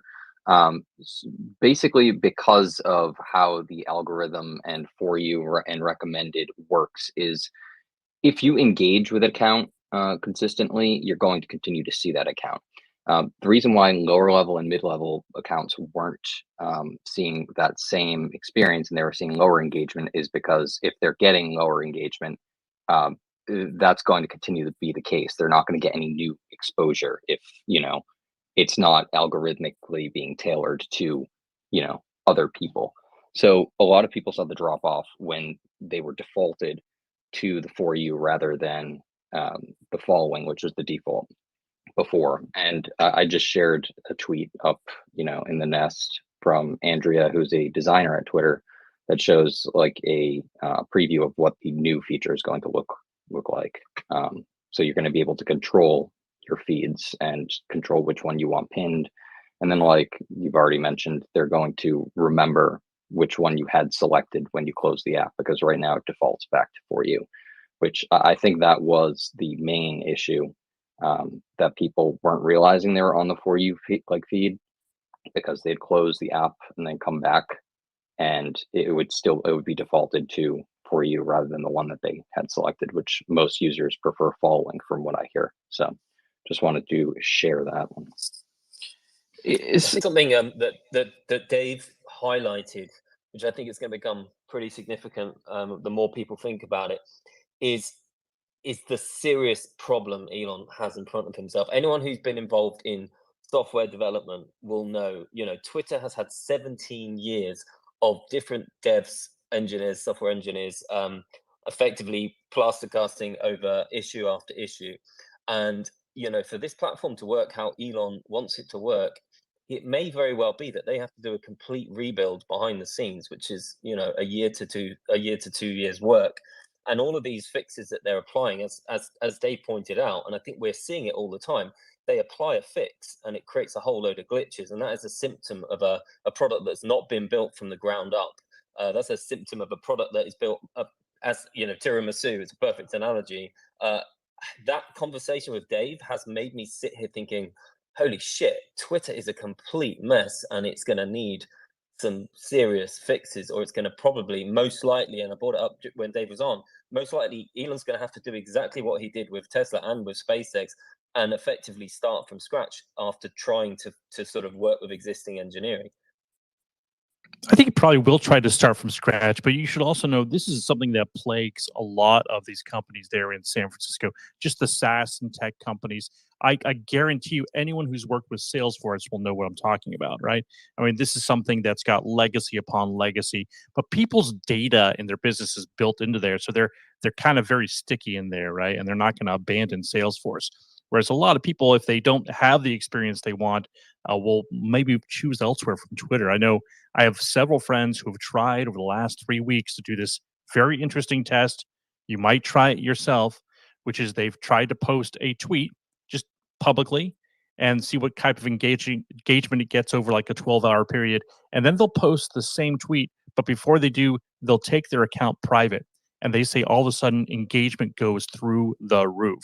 So I don't know if that's an algorithm thing or what's going on, but this is something with all these tech companies hitting 10 and 15 plus years, they're looking back at this legacy code and they wish they could start from scratch. So I want to get, and they can migrate the data. I mean, I think that'll probably be the approach. They'll do a rebuild on, I mean, again, the software languages update, constantly. So I can see them doing a rebuild and then migrating the data and doing this all behind the scenes and then just literally doing a relaunch in 2 years or whatever, and all the problems go away. In the meantime, they are just going to keep applying these fixes and we're going to keep getting glitches. And I think this may be why Twitter just did absolutely no updates for pretty much a decade in reality. Yeah, they added a few features here and there, but they couldn't even get the edit button working, over a sort of 10 to 12 year period of talking about it. And I think we're starting to understand a little bit about what's been going on with Twitter behind the scenes, and just what Elon has inherited here. Yeah, so let's get Aaron in here, and Tracy, I do want to get you in as well, but Caroline's also been waiting as well. So yeah, I had to document in my legal declaration some of the ways in which the shadow banning had functioned on my account. And since last year, I posted so much information on, scientific studies about the vaccines or about other COVID policies. I think my account was probably subjected to more deboosting, shadow banning than most, simply because of the kind of content that I was frequently posting on Twitter. And a couple of experiences that I'm just wondering if other users have had. One was, there was a time where my total number of followers was capped. So I would get notifications of new followers, but the total number of followers would not go up. And then I discovered after a while that people would reach out to me saying, I thought I'd been following you, but then I looked and like the system had automatically unfollowed you. So I wasn't even following you anymore. And if this was just one or two people, I would have thought, well, maybe they accidentally unfollowed me and didn't realize it. But I had many, many people reaching out and saying this. And some of those people had to do that every couple of weeks. So they would refollow me and then the system would boot them off again. And so it seemed to be particularly users with a higher following themselves that would get sort of shuffled off the stage as new followers would come on. So I think the algorithm was operating in that way for a while. And I think there were also time limited sort of smackdowns, because I would post things that I knew would be sort of controversial vis-a-vis CDC guidance or whatever. And then I could feel very clearly that the algorithm had me in Twitter jail for like 2 weeks or 3 weeks, typically was the period of time. And I could also feel the day in which that was lifted and my engagements started going up again, and my the feedback in the comments and so forth started going up again. And so I think there's such a patchwork quilt of different sort of algorithmic, piled upon algorithmic mechanisms. One is this 0 to 300 scale, where everyone was given a number at any given time of basically how much reach you were going to get on Twitter. That was revealed, if I'm not mistaken, in one of the Twitter files. But I think on top of that, there were also tweet-specific sort of punishments that were time limited and that would kind of, put you or put any of your tweets that had certain types of content in Twitter jail for a while. And I think what happened, especially I suspect, with the back and forth with government agencies and people sort of finding creative ways around saying what they wanted to say without saying it as explicitly, I think they kept just adding patch upon patch or new algorithm fix upon the old system. And now we have, I think now they've gotten to the point where nobody can find their way through that maze anymore. And it sounds like Elon's having a hard time unwinding that. It's sort of like the tax code. It never gets smaller and simpler. It always just, these new special situations arise. You make a new law or a new algorithm to try to cover them. And then, before long, you have this unwieldy monster that, even the tax attorneys can't navigate very well. Tracy, I'll let you jump in because I want to keep this one of the short spaces that we do to cover a point, discuss it with Rubin. I'd love you to jump in, and then we've got a few questions quickly to Caroline, Nate, and Kyle. But Tracy, the mic is yours. Good to have you. Hey, thanks. I just wanted to say thanks for having me up here. Now it all makes sense why everybody's asking these absolutely mindless questions of everybody and then hoping that they answer. Because I guess there was like an inside track to this algorithm that's keeping you relevant should you ask questions and get engagement rather than just having that be organic. People are like asking the most ridiculous questions. It's getting crazy, but this answers the whole thing. Alex, can you go into that a little bit more before we end here? Because that's really, really interesting to me. You're just talking about the For You versus the following feeds? Yeah, can you explain how that works? Because I'm not going to do that because I hate it, but I'm curious how it works. Yeah, so I'm not sure how much you use Instagram, but this has been a problem on Instagram as well. So basically, again, we don't know the actual algorithm, but any type of algorithmic feed will feed off of your own behavior, and then it will basically create an echo chamber of your own behaviors because it will only show you stuff that you're constantly engaging with. So after a while, it then just becomes a very limited amount of users. Like you'll have your top 20 users that you engage with on Twitter. But that creates the problem of you not seeing any new content. Whereas on the following feed, you're seeing a chronological feed of people that you follow, as well as people that they retweet as well. But if I'm only seeing the top 20 users, and that's even a big number, maybe the top 10 users that I'm engaging with, I'm not seeing any new users, and it's naturally going to lead to lower level and mid-level Twitter users to have lower engagement. Because, for example, I would say maybe the top 10 users that I'll engage with are like, Elon Musk, Ian, like a bunch of people in this space, but then that leaves out, I'm following like over 1,400 other accounts. I'm probably not going to see any of the tweets from those accounts if I'm just staying on the For You page. And since that's now the default, a lot of users are probably scrolling on the feed, not realizing that they're on the For You feed, and they're, they don't notice. So that's just a little bit of my thoughts on it, and stuff that I've noticed from being, an Instagram user in the 2 years that I was suspended from Twitter, is that a lot of people were experiencing that same thing on Instagram when they made the change to an algorithmic feed. So that's how that works. And, I think they're making that change. So Hey, Thank you. Caroline, I think you were next, and I think we were going to go to you. What's your question? I had a question for Mario. A couple weeks ago, I was on one of your spaces. I was just listening, and all of a sudden, the space like ended for me. I didn't have my phone in my hand, but like the audio in my AirPod, it just stopped. And so I went over and picked up my phone, opened Twitter, and this banner came up on the screen, and it was like, "You have Mario blocked." And I was like, I absolutely don't have Mario blocked. I was just curious, like, if you have seen any weird things with your account. I've never had anything like that happen with anyone else's account. Cool. So I've got a cool answer that gets good engagement, and I've got the truth. So the cool answer is, Caroline, I think, I'm having so much impact on the world that the deep state is trying to destroy my account, and they're trying to block people immediately from me. So it's all part of a plan to shut me down because, I'm influencing the world to such a massive degree. The truth is, I have. The truth is, I have no idea. It was funny, Sam, about the Matrix. It's funny how Andrew Tate's lawyer goes like, they ask him about the Matrix, like, "Hey, I have a professional job. I don't talk about things like this. I don't think it has anything to do with the Matrix." And that was Andrew Tate's lawyer. But yeah, it's weird, Caroline. We've seen a lot of glitches here and there. I've had people unfollowed from my account without knowing. I think Alex or Trey, someone mentioned that earlier. It's off, but. I'm glad you're not blocking me, and I'm definitely not blocking you as far as I know, because I was looking at your account earlier today. So we're chill. We're good. We're still friends. I will say that.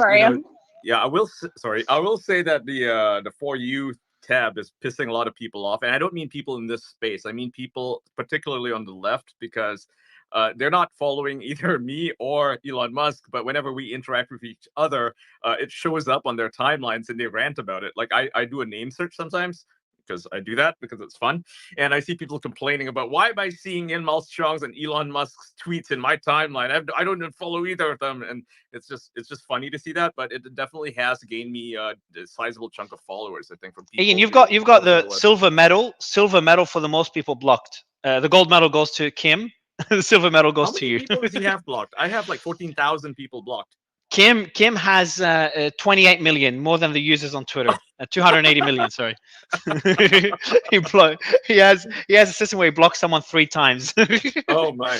It's no wonder no one can really join his spaces, and people complain about it when he's like. I love.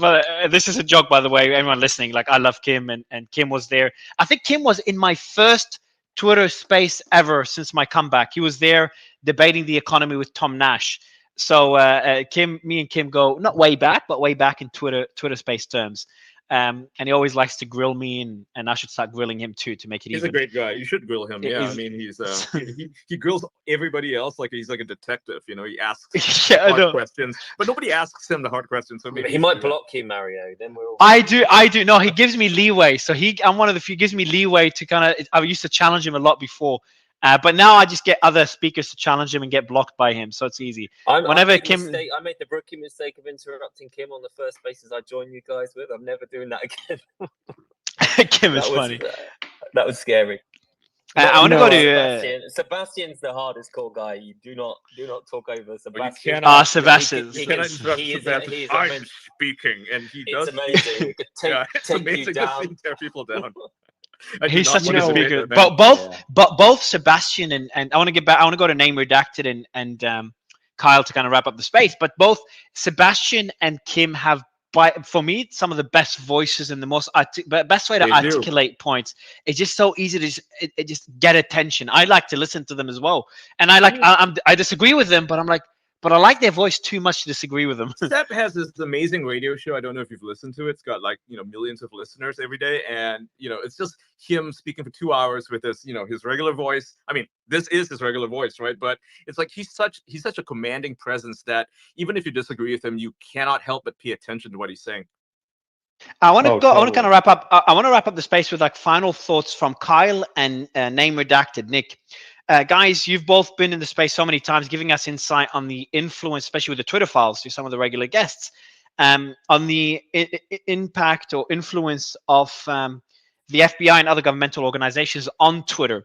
Would love your thoughts on what was discussed now with Dave, and your thoughts on whether that is pretty much wiped out of Twitter now. And how do you think Elon will deal with that issue, with that pressure from organizations like the FBI, etc.? With him kind of attacking them through the Twitter files. Carl, maybe you want to take that one first.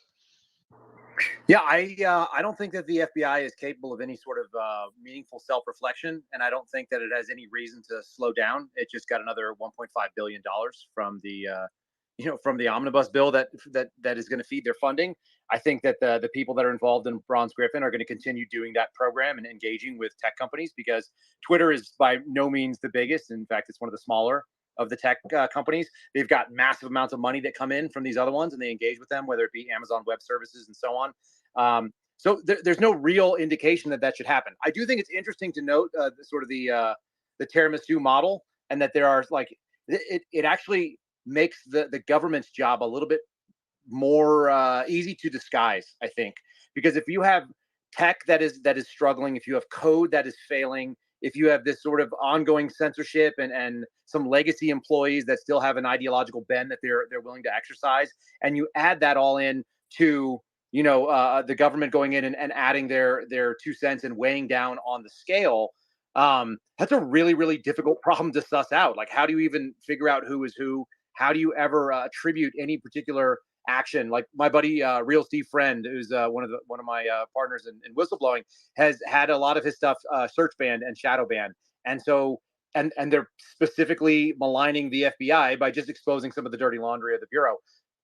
Is that an accident? Is that a code problem? Is that because there's an issue with media tweets that have text or code or what do you call it, like visual text, or is it an actual request by the bureau? And so when you have that many possibilities, I think it's really scary, because we can't really get to the bottom of it easily. And I'm going to co-sign on loving Sebastian's voice. When I get him to laugh when we're off camera, that's actually my favorite thing to do, because if you say something that he's not ready for, it's like a really good hearty belly laugh. It's like a Sebastian laughs. No, I'm joking. But I want to get Kyle. I want to catch Kim laughing, because Kim has 2 laughs. The one where he just laughs at someone or what they're saying because he disagrees. That one is an evil laugh. But I've never caught him. I don't know if he's laughed on a call we've had. I don't know. But I want to catch him where he's genuinely laughing at something. I think he does. I think it would be like such a deep, warm laugh. But I don't know. I could be wrong. Yeah, he sounds to me a lot more serious. I'm in last place when it comes to the blocks. I have 0 people blocked on Twitter, and I don't intend to block anybody. Yeah, I used to not block anyone, but then it gets to a stage where I have you can count the people I block on 2 hands, probably less than 10. But then I have a rule where I unblock them after a month, because I just feel bad blocking people. It's like I'm the opposite of Ian. Ian blocks more people than I have as followers. Yeah. Let's see. and by the way, just to add to what Kyle was saying, so I want to ask Name Redacted a question, because you had a post recently, and Attorney General Jeff Landry down in Louisiana, who I'm talking to, and we want to try to bring him up because you had some stuff that you revealed on that. But I'm curious, Name Redacted, how do you see some of the stuff that you've been laying out there? Like, you've exposed hundreds of CIA and FBI agents that have gone out of those agencies and into social media. How do you see what you saw Dave Rubin talking about kind of sinking into some of the stuff that you've been revealing? Well, first off, these CIA agents and FBI agents, all these people working at social media, they expose themselves. They put their profiles publicly on LinkedIn. Some of them have Twitter accounts, and they don't hide their former work experience. So, secondly, with what Dave Rubin's experience was, I think Elon has 2 issues. One of them is probably easier to fix, because most of I'd say probably over 90% of the Twitter staff was left-leaning, and probably very hard left-leaning. So that's probably an easier part to fix. The second part that I don't know if he's fixed, and you can read in the thread I posted up in the nest up top, is what I found last weekend. Jack Dorsey testified to the Senate Intel Committee, referring to the law enforcement agencies and the government as their partners. And then he asked the Senate for more help with partnerships with law enforcement, and asked for a single point of contact because they're getting bombarded from multiple agencies. So Jack, this whole idea Twitter was pressured to censor is completely false. Like Jack Dorsey and Facebook and Google, they were willing partners in the system that CISA pretty much set up as sort of the central player to connect social media companies and the other government agencies to basically push material out on the platforms that they wanted censored. So this was a voluntary effort by Jack Dorsey. So I laid that out. It's his own words. So Elon Musk has to, I mean, is he still participating? CISA has these calls every month. They discuss the agenda, and Facebook is the industry lead on those calls. This is all from the deposition in the Landry case. Aaron, that's the one you're involved in, I assume.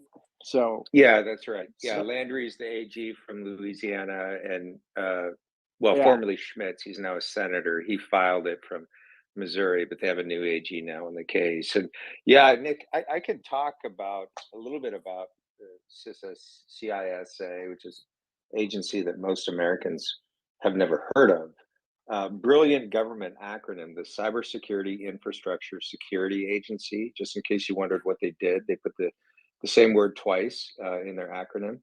So they're all about security, and they were stood up around 2016, 2017 to protect us from cyber attacks, which seems like a pretty sensible thing for a government agency to do.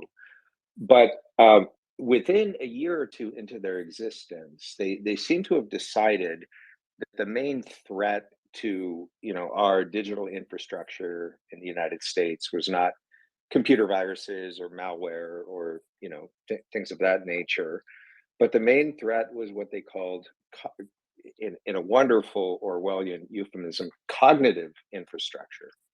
So you might wonder, what is cognitive infrastructure? Well, cognitive infrastructure is your ideas. Cognitive infrastructure is the content that you or your friends may want to post on social media. So they very quickly, only a year or two into their existence, got into the censorship game.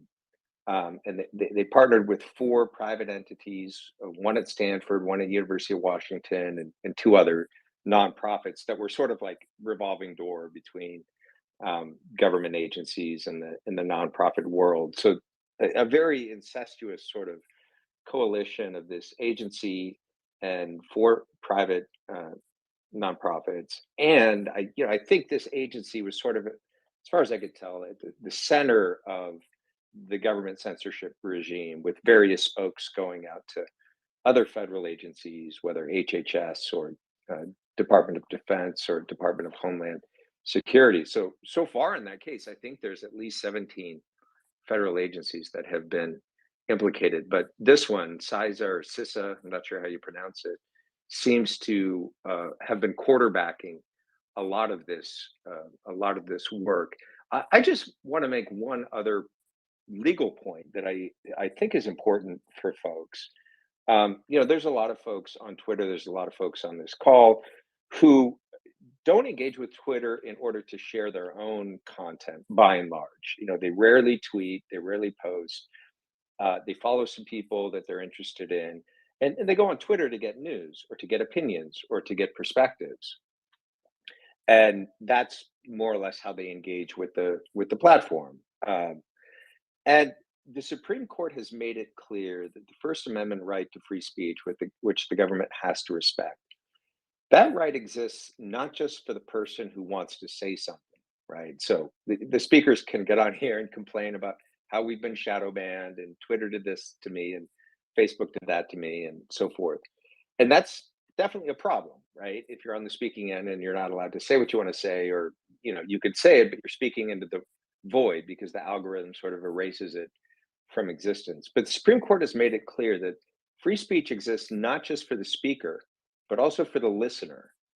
And they've made it clear in several precedent-setting cases that the First Amendment right to free speech is important, not only for the right to convey information, but also the right to receive information, the right to receive information from both sides of a debate on a debated question, for example, so that people can make up their own minds. So even if you haven't personally experienced censorship on social media platforms, because of how you engage with it, or you just, post pictures of kittens or something like that, that no algorithm is going to ban, you may also still be impacted by the censorship regime, just in terms of what you're able to see and the information that you're able to get. And that's why I think this is an important issue, for all Americans, not just ones with, a bigger following or a potential microphone that are being sort of put under the thumb of the censorship regime. Kyle, I saw you react. I'll let you quickly respond, Kyle, and then we'll go to Bricksuit. Final quick words. Nick, final quick words, and then we'll wrap up the space. Kyle, the mic is yours. Thanks so much. Hey, I really appreciate what Aaron had to say and bringing it back to this cognitive infrastructure discussion. It's so important that people realize, and you call it Orwellian. Let's just break it down to what they're saying. They're doing thought policing. And that they actually think they have a mandate to do so is sort of incredible. They've couched it in sort of intel terms and government speak to do that. But this has actually permeated other members and other parts of the intelligence community. And it's kind of timely that we're talking about it in that setting. I literally got a message today earlier, which I've already gone to Congress with. And the statement was as follows. I had a colleague, a former colleague, since I'm not really with the Bureau at this point, who is being investigated by the FBI for God knows what stupid procedural thing they're doing, because they're removing clearances from a number of people that have gotten engaged in whistleblowing. And this person was queried about their stance on January 6th, and if it was or was not as big a deal as 9/11. Like that has some sort of bearing on your job. They also wanted to know this person's stance on LGBT issues, which is irrelevant as long as you don't take them into your job. And then they were also queried about their religion. And so when you start getting into the business of thought policing, which is what we've seen our government get into, of course, it's going to come down in censorship on this kind of stuff. But it's incredibly dangerous because it's also going to happen internally. So there's an external phase that's going to affect private citizens and their ability to digest information and have access to the full spectrum of good and bad opinions, whatever those may be. And they should be able to suss that out because they're free Americans. But the other part of it is that our government is actually trying to do it internally as well to the agencies. And they're trying to get this sort of thought purity inside of the intelligence community and project across the general spectrum. And that is such a dangerous place to be, because American government should represent all Americans. That's the entire reason why we have a representative democracy or a representative republic. And if we're not going to have that, we're going to end up in totalitarianism in a very, very fast way. And I don't know if people understand how bad that gets, but those who have seen the wars against this kind of thing, it's really bad, and it gets bad really fast. So Kyle, I just want to be aware of thought policing. Did I hear that right? That they're doing ideological purity testing, like political purity testing in the federal government on federal employees. Is that correct? Yeah, that's 100% correct. As of today, I was just informed that people like what your religion is. By the way, there's no ability to have that discussion within the federal government. Like anybody who's been to any sort of HR training should know this. But the people that are running the FBI, and I imagine some of the other agencies, do not have any, they have substantive background.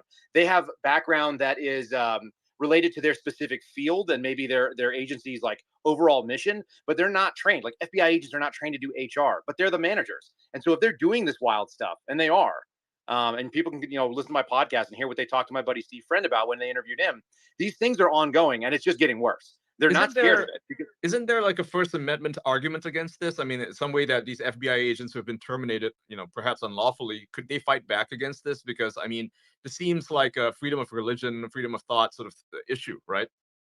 Yeah, so if you go back and you look at what sort of protections you have as a whistleblower and other things, there's actually no teeth in these. And who's going to investigate it? So, Ian, you just have to ask yourself the question, who's going to go investigate the DOJ? Who's going to prosecute DOJ for the things that it's done wrong? Who's going to hold the FBI accountable? Is it the Office of the Inspector General, who literally goes out and makes a recommendation, and then DOJ says, thanks so much, we'll do nothing about this and let this person retire?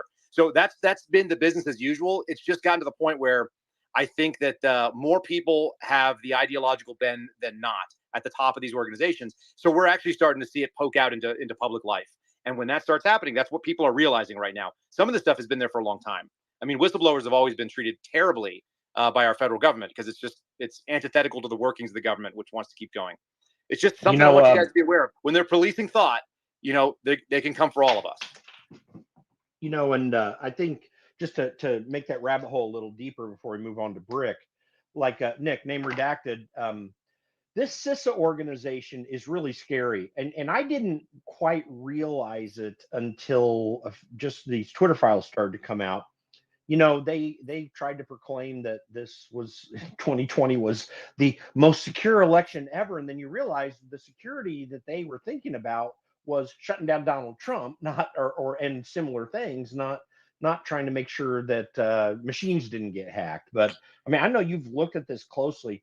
How bad is the CISA issue? Because I think that adds right on top of some of the stuff that Kyle's talking about. Well, 2 points on that.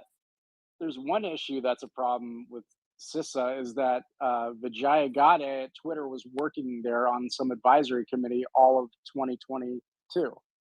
So that's sort of a conflict, right? If they're also going and telling Twitter what posts to take down. Secondly, the whole point of CISA is this apparatus that they created of censorship, and what Kyle said of like basically thought policing was set up under this guise of like Russian disinformation and why Trump originally got elected and how to like avoid that, for the 2020 election. So they started out of the gates. CISA was founded in November of 2018, and they admitted in the deposition that's in that thread that they started right away having these monthly conference calls with social media in 2018. And the whole purpose was to police like thought and control the narrative. And out of the gates, the purpose was the 2020 election, and they were aggressive with it. And that apparatus, and they were successful. And that's why you have this, everyone saying 2020 was the safest election, which is, whatever. But now that they have this apparatus, this machine in place to like work with social media, to like censor whatever they want, as you've seen with COVID and whatnot, they're using it for everything. COVID, vaccines, Russia, Ukraine.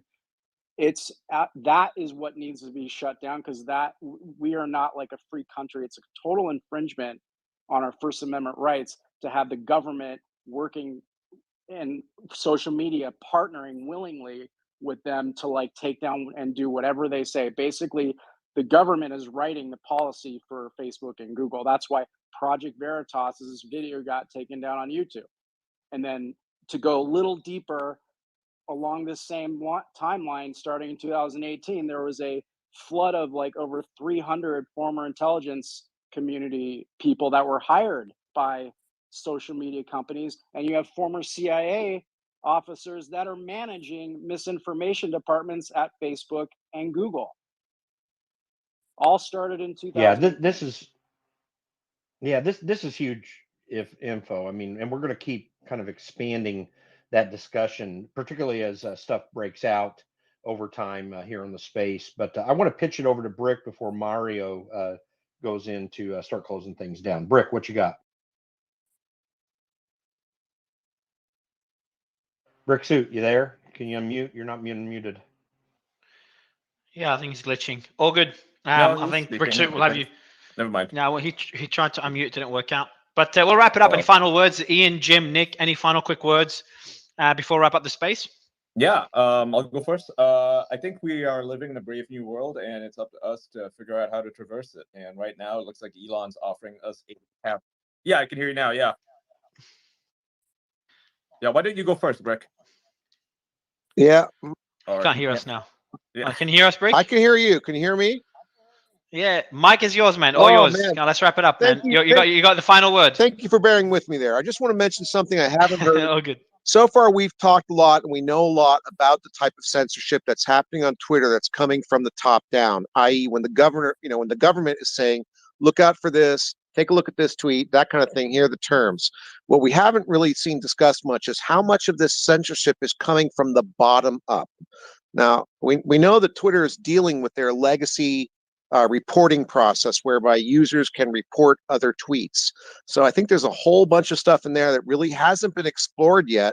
How much does that type of input from people influence who's getting censored, or does it? And, if I was one of those woke leftists in Twitter who had access to the code base, why would I discount this as something that would basically get into the shadow banning somewhere in the occasion? Like, for instance, If you've got an account that's receiving a large number of complaints, that seems to me that would be indicative that account should be downranked. Now, that totally doesn't even deal with the fact if the complaints are legitimate. So there could be an issue where things like what would be called brigading on other platforms or group reporting could be influencing some of these accounts negatively that aren't showing up on these top level labels that are coming from like recent strike, recent this, recent that, and it's just a preponderance of reporting. And I think that, you know, if Dave has a chance to go back there, or the next person who does, that would be an interesting angle to pursue, because I think a lot of people are beginning to have questions about how the reporting procedure for violations is being used when it's received by Twitter. I agree. I think you started chopping up at the end. I don't know if it was on my end or everyone's end. No, But I've got I it. couldn't. Yeah. Okay, cool. We've got it. Ian, Jim, Nick, Sam, and Justin. Just a quick final words. Keep it short, guys. Yeah. And then we'll wrap up the space. Go ahead, guys. Yeah, I was just going to say that, you know, we are living in a brave new world right now. And fortunately, Elon Musk has offered us a path forward, one that is, you know, that actually is going to bring us to a much better place. Because right now we're in a dark time where censorship has become normal. It's become normalized, and people are calling for more censorship and more censorship of political speech. I'm not talking about, you know, crimes or whatever, right? I mean, certain things are certainly not part of free speech, such as, you know, posting child pornography, for instance. The way forward, you know, and this is crucial, right? Without free speech, we will be unable to even be the you know, the deciders of our future, the deciders of our the world that we live in, if we're not allowed to express ourselves. And it's unfortunate that, you know, companies like Meta and companies like Google have gone on, you know, on board with this you know, establishment of the established narrative. And Twitter seems to be the only company, the only major company right now that's fighting against it. And I hope that this will perhaps awaken a lot of people who work at these other companies to realize that, okay, maybe what they're doing is wrong. And they can see the rise in popularity on Twitter, as noted with the spaces, how big these places get. You know, we got 10,000 listeners, 10,000 actively engaged listeners. I hope that they see what's happening and they're like, okay, maybe Elon's got the right, you know, he's doing the right thing, and that we need to do the same thing, just to, if only to compete with him. Now, for that to happen, I mean, he's going to need our support, and you know, I'm all on board with this. So, you know, I hope that the rest of you guys are too. Go ahead, Jim. Nick. Sam, Right, well, Justin, come on, guys. I'll suddenly, jump in quick. Suddenly, I don't no know. one's rude anymore. I know, Suddenly, now we're all everyone's waiting for shy. anyone. You're all We're all shy. polite You're all now. innocent. What happened? Polite What my happened? ass, man. My ass. Be yourselves. Come on, jump in, argue with each other. No. Look, I think my thought on this real quick is that we're basically, there are a lot of people want to put this into a rear view mirror. I mean, the only reason this has really taken the dynamite sort of course that it has is because of the last 3 years over COVID, right? There was like this great sort of gap. The government saw, oh my gosh, super vulnerable. We can totally insert ourselves. People aren't watching. Let's crush this right now, right? But I think what I'm hearing on a lot of conversations, a lot of people just kind of want to put it behind them. So we've got to put the pedal to the metal and make sure people know. I've had conversations with 2 select committees on Wednesday to talk about some COVID issues. I guarantee you they don't have a clue about some of this stuff there. So we've got to find other channels beyond Twitter to make this known, but keep pushing here because this is where everything starts. Well, I just got very briefly to say that I'm opening a book on what happens first, whether SpaceX makes it to Mars, Tesla launches a Cybertruck, or Elon Musk manages to fix Twitter. So that's my word for the day. Let's see what happens Cybertruck. first. I want to make one I more hope so, because I've got 5 ordered. If I can, one more. Go ahead. Sure. We need to step back from just the Twitter file part of it and understand that what took place, it was, from the government's perspective, was basically a response to an emergency. And that emergency was Donald Trump getting elected. So they literally ran a major operation. And the operation was the CISA, apparatus to control what was on social media. They were successful with it, and now they're running the same drill with COVID and everything else. That is what that operation needs to be exposed, and that that apparatus at CISA needs to be torn down. Lastly, I found like a director. I think we're losing them there. Your mic, Nick, your mic is really bad. Go ahead. Jim and Nick, final words. Sure. Yeah, I'll jump in real quick. I definitely want to say I'm encouraged by what Dave Rubin reported about Elon's behind-the-scenes sentiments about Twitter. He did say that Elon was very, very genuine about his goals, about sort of rooting through the issues that are there in terms of fixing the shadow banning thing. I know that's been a huge complaint among people, even recently, saying, or at least claiming, that they've been shadow banned and their tweets aren't getting as much reach and everything. But it seems like, based on what Dave Rubin told us on this space today, he was able to uncover that there are a lot of tags that were put in place that even the first level of Twitter moderators weren't even able to see. So they couldn't go in and remove those tags and actually, quote unquote, unshadow ban these people. So they finally went through the source code and figured that out. And hopefully they'll be able to permanently fix that issue. But I think we need to realize that this is a much more complicated problem than what we see on the surface, and maybe have a little bit of faith in Elon to actually get it done in the long run. Yeah, on my end, I just want to see Elon Musk turn $44 billion into $100 billion. And I'm all in for that, because I think a lot of people that get involved here, creators and others, are going to benefit from that as well. Because, listen, you had a system in place, and Name Redacted got bumped there for some reason, and he was making some good points. This CISA thing is really bad. A lot of what the government was doing is just horrible. I think Elon's got a little bit of a handle on it, even though he's admitted that he's got a lot of work to do. But the guy is very capable of putting people around him and building systems to fix all this. And the Twitter platform is kind of the last bastion of free speech. And if he gets the Frankenstein dead skin off of this thing, it can really make a huge difference for everybody. I think it already is making a big difference. And of course, with some more to do. And we watch it in our spaces here too. You know, I think Elon's doing a yeoman's job, but, you know, we see little glitches that come in here. Nonetheless, we got hundreds of thousands of people that are listening to what we're talking about, and they're in other places as well. I'm very, very excited for the future of the political and cultural discourse in this country, and we're going to obviously stay here, making certain to relay that foundation in a way that gives everyone an opportunity. Cool. I want to ask the audience to do one thing, completely off topic, just thought of it now. I want you to go to the comments for a second, because today's space is short, so I'm going to have some spare time.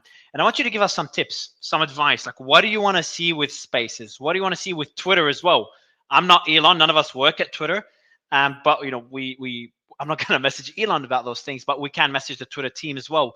Anything interesting that you guys share, you guys and girls share. And another thing is the spaces. I'm really curious to see what the audience wants with the spaces. We've got a lot of ideas internally, but at the end of the day, we're doing all this for you, for the audience. So that's pretty much it. I think it was a great space. Really appreciate you all, and I want to keep it short on purpose. But you guys got to sign up for the newsletter too. Look at you shill, man. You're shilling more than me now. Look at you. Nick wants a promotion, I think. Click on the newsletter. You buy one, get one free. You buy one newsletter, you get one free, even though it's free. Otherwise, appreciate you all. Hopefully, it's no breaking news today, so we keep recharging those batteries after yesterday. And I don't know about other panelists, especially the moderators, but yesterday was one of the best days in a really long time. And I literally sat home and did nothing. That's how exhausted I am from the spaces. Awesome. Yeah, nothing for you, Mario, is only working 8 hours a day. So I miss just sitting there. I miss my life where I just sit there, run my business, jump on calls with my team, and just relax. I can move away without a big, goofy headset on my head. So yesterday was awesome. But yeah, I hope we'll see you today if there's any breaking news. Otherwise.